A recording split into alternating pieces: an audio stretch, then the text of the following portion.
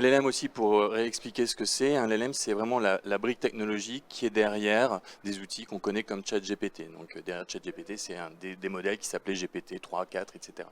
C'est un Donc grand modèle de c'est un langage large language model, donc c'est un qu'ensuite grand... un chatbot va va aller interroger pour interroger. apporter ses réponses. Exactement. Donc, en fait, tout repose sur la donnée. Donc, l'idée, c'est de partir d'un modèle de base open source existant aujourd'hui et de lui faire apprendre du jargon Lequel? financier. Alors, plusieurs. On en prend plusieurs parce qu'on teste avec plusieurs.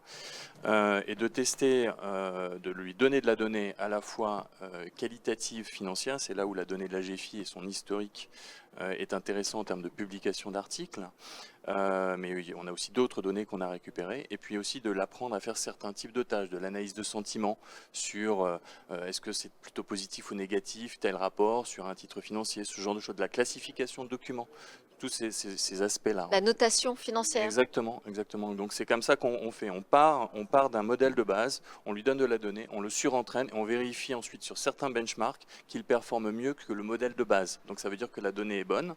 Une fois qu'on a bien identifié le set de données, on prend différents modèles et on réplique ça et on voit quelle est la performance maximale qu'on peut atteindre.